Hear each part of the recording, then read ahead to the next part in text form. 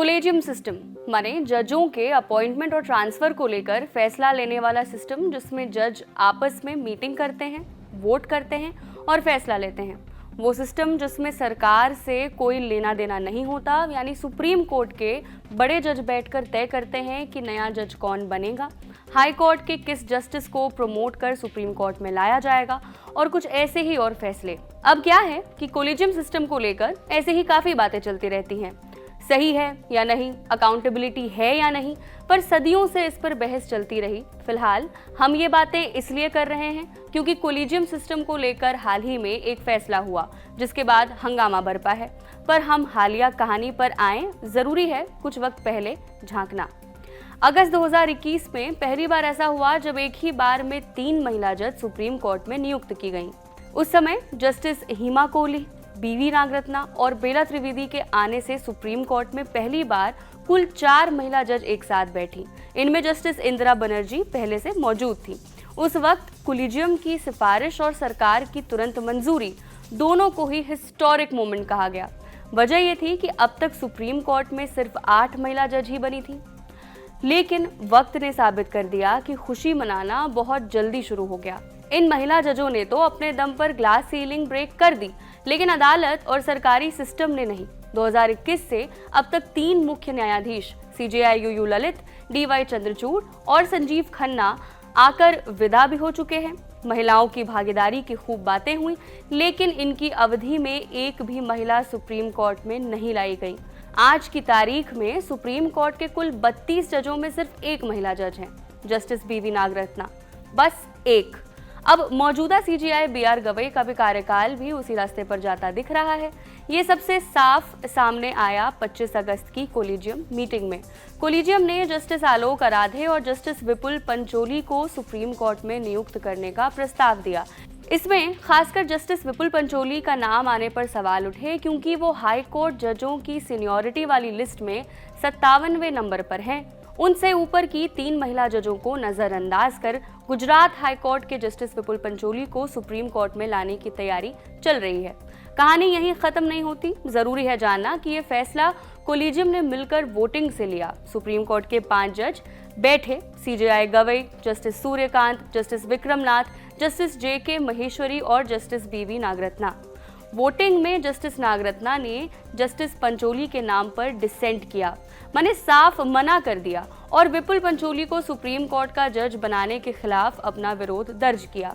यानी बाकी 4 जजों ने हाँ कहा, नागरत्ना जी ने ना। यहीं से पूरा बवाल शुरू हुआ। सवाल ये उठा कि जस्टिस BV नागरत्ना ने आखिर विपुल पंचोली की नियुक्ति पर असहमति, डिसेंट क्यों जताई। इस बारे में कोई वजह सामने ही नहीं आई। सीनियर वकील और पूर्व जज कहने लगे कि कम से कम वजह तो पब्लिक की जानी चाहिए। इसी बीच campaign for judicial accountability and reforms नाम की एक संस्था, जो सुप्रीम कोर्ट और हाई कोर्ट के कामकाज पर नजर रखती है और सुधार की मांग करती है, उसने भी बयान जारी किया। एसोसिएशन ने साफ कहा कि जस्टिस नागरत्ना की डिसेंट नोट को और जस्टिस पंचोली के हाई कोर्ट से ट्रांसफर की वजह को पब्लिक किया जाए। सबसे तेज आवाज उठाई सीनियर वकील इंदिरा जयसिंह ने कहा कि सुप्रीम कोर्ट में महिलाओं की हालत बेहद खराब है। इस समय सिर्फ एक महिला जज जस्टिस BV नागरत्ना है। उन्होंने X, जो कि पहले ट्विटर था, उस पर लिखा कि कम से कम 3 महिला जज ऐसी हैं जो जस्टिस पंचोली से ज्यादा सीनियर हैं और उन्हें भी सुप्रीम कोर्ट में लाया जा सकता था। ये 3 हैं जस्टिस सुनीता अग्रवाल, मुख्य न्यायाधीश Gujarat high court, justice Revati Mohite Dere, Bombay high court, justice Lisa Gill, Punjab और हरियाणा हाई कोर्ट। इंदिरा जयसिंह ने आगे कहा कि जस्टिस पंचोली को लाने से सुप्रीम कोर्ट में गुजरात हाई कोर्ट के जजों की गिनती असमान रूप से बढ़ जाएगी। पहले से ही जस्टिस JB पारदीवाला और justice NV Anjaria Gujarat high court से आए हैं। अगर पंचोली भी लाए गए तो वो और पारदीवाला दोनों ही भविष्य में CJI बनेंगे, क्योंकि CJI की नियुक्ति सीनियरिटी के आधार पर होती है। उन्होंने लिखा, कम से कम 3 महिला जज जस्टिस पंचोली से सीनियर हैं, लेकिन इसके बावजूद उन्हें नजरअंदाज किया जा रहा है। अब गुजरात से कुल 3 जज होंगे और इनमें से 2 CJI बनेंगे। फिलहाल सुप्रीम कोर्ट में 31 पुरुष जज और सिर्फ 1 महिला जज हैं। 9 जुलाई 2025 को जस्टिस बेला त्रिवेदी के रिटायर होने के बाद जस्टिस BV नागरत्ना ही अकेली महिला जज बची हैं। जयसिंह ने एक और पोस्ट में कहा, महिलाओं के सशक्तिकरण की बातें करना और एक भी महिला को जज न बनाना, ये कैसी दोहरी नीति है? क्या अक्ल सिर्फ मर्दों के पास है? रिपोर्ट्स आई कि जस्टिस नागरत्ना ने कोलिजियम बैठक में साफ कहा कि जस्टिस पंचोली की नियुक्ति न्यायपालिका के हित में नहीं है।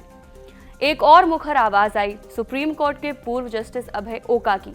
वो सीनियर एडवोकेट एस मुरलीधर की किताब in complete justice the supreme court at 75 के लॉन्च पर बोले।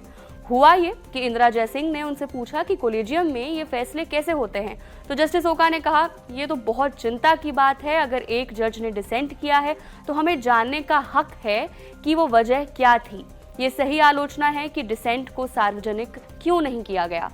इन्हीं चर्चाओं के बीच 27 अगस्त 2025 को केंद्र सरकार ने नोटिफिकेशन जारी कर दिया। इसमें जस्टिस आलोक अराधे, मुख्य न्यायाधीश बॉम्बे हाई कोर्ट, और जस्टिस विपुल पंचोली, मुख्य न्यायाधीश पटना हाई कोर्ट को सुप्रीम कोर्ट का जज बना दिया गया। ये वही नाम थे जिनकी सिफारिश 2 दिन पहले कोलिजियम ने की थी। बहरहाल अब जस्टिस विपुल पंचोली का शपथ ग्रहण समारोह हो गया है। अब वो संविधान की शपथ लेकर सुप्रीम कोर्ट में अपना काम शुरू करेंगे। बाकी आपको ये वीडियो कैसा लगा, कमेंट बॉक्स में बताइए। देश दुनिया की खबरों के लिए देखते रहिए ललन टॉप।